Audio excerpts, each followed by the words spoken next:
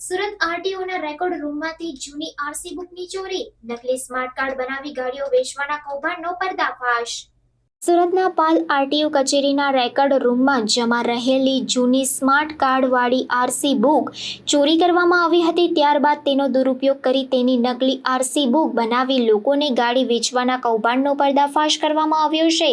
સમગ્ર કૌભાંડમાં 5 આરોપીઓને ઝડપી લઈને આગળની કાર્યવાહી હાથ ધરવામાં આવી છે।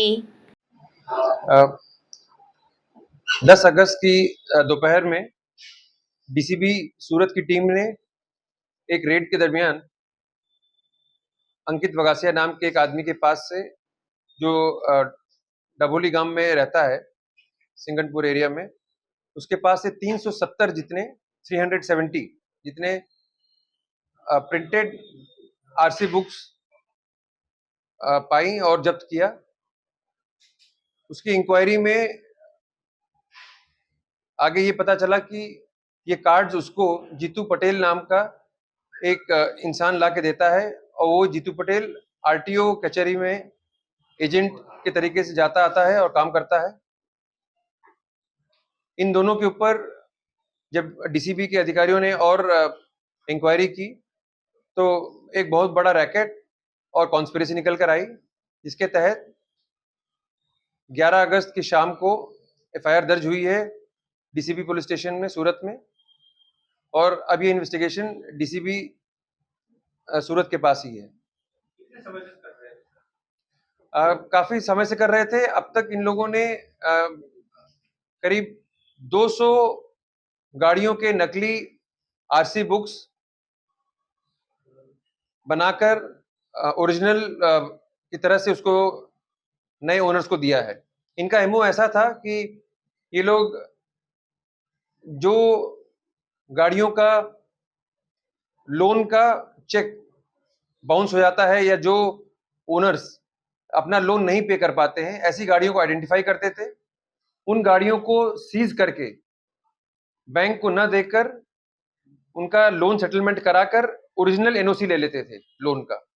उस एनओसी को ये लोग फिर यूज करते थे गाड़ी को रीसेल करने में। इसके लिए इन्होंने एक गायत्री मोटर्स के ओनर हैं सावजी भाई डाबी, उनकी हेल्प ली और ये सब लोग एक कॉन्स्पिरेसी में आकर इन्होंने इन पुराने आरसी बुक्स का यूज किया, जिनको ये अंकित वगासिया अपने कंप्यूटर प्रिंटर के मदद से और एम परिवहन के डिटेल्स के हेल्प से नए आरसी बुक्स बनाता था और हर वाहन के एनओसी के हिसाब से ये लोग दोबारा नए ओनर्स को आरटीओ की मदद से आरटीओ के पास जाकर वहां पर पुराने ओनर और नए ओनर को आरसी बुक ट्रांसफर करवाकर ये कौभांड कर रहे थे। अंकित वगासिया तक क्राइम ब्रांच कैसे पहुंची?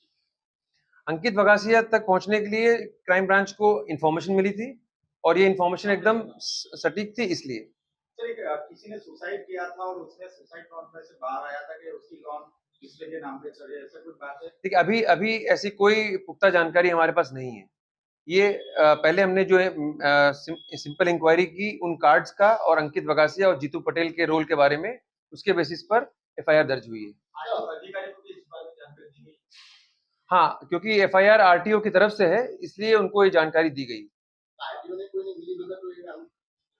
अभी ऐसा कुछ नहीं निकला है, क्योंकि जो अभी निकला है वो ये पता लग रहा है कि आरटीओ को जो बेसिक डॉक्यूमेंट्स रिक्वायर्ड होते थे वो ये लोग उनको मुहैया करा रहे थे और इसलिए नए ओनर्स को उनकी आरसी बुक बाय पोस्ट मिल जाती थी और पुरानी आरसी बुक जो कि फेक होती थी वो आरटीओ में जमा होती थी। आरटीओ में से कहीं ना कहीं चोरी करके ये लोग बनाते थे, ऐसा कुछ? जी हाँ, ये जो जीतू पटेल है, जो इसके पास आरटीओ के रिकॉर्ड रूम का एक्सेस था, ये वहां से पुरानी आरसी बुक्स या प्रिंटेड आरसी बुक्स लेकर आता था और उसकी मदद से ये लोग आरसी बुक पर जो ऑलरेडी प्रिंटेड होता था उसको पेट्रोल से मिटाते थे और फिर उसी आरसी बुक का दुरुपयोग हो रहा था।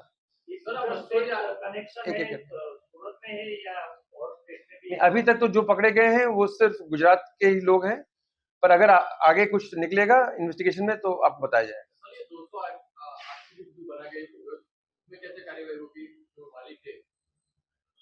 देखिए जो 200 बन गई हैं, ये इन्होंने अपने प्राइमरी इन्वेस्टिगेशन में हम लोगों को जो पता लगा है, ये उसके हिसाब से मैं बता रहा हूँ आपको।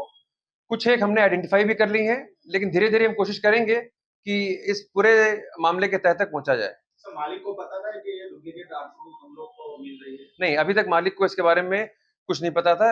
जो हमें पता लगा है, उसके हिसाब से उसको कुछ पता नहीं था। सर, रुपया लेते थे? एक आरसीबुक बनाने में कितना रुपया लेते थे मतलब? नहीं, एक देखिए अलग-अलग लोगों का अलग-अलग रेट होता था, पर मेन बात ये है कि अगर कोई गाड़ी 1.5 लाख की है, कोई टू व्हीलर और उसका 75,000 जैसा लोन है, तो आप उसके हिसाब से समझिए कि ये उसको एनओसी लेने के लिए बैंक से जो भी बैंक का मार्जिन होता है कि हम इतने मार्जिन पर बैंक लोन सेटलमेंट कर सकते हैं, उस लोन सेटलमेंट के हिसाब से छोटा अमाउंट पे करके ये एनओसी लेते थे बैंक से।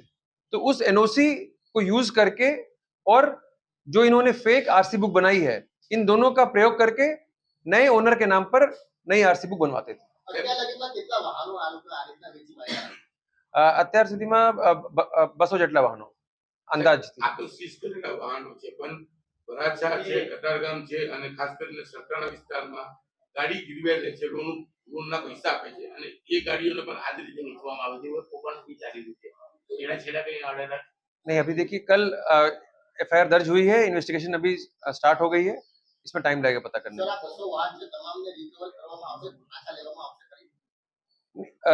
वो डिपेंड करेगा हमारे केस के हिसाब से। अगर ये क्राइम का केस का मुद्दामाल होगा तो वो रिकवर करने किया जाएगा।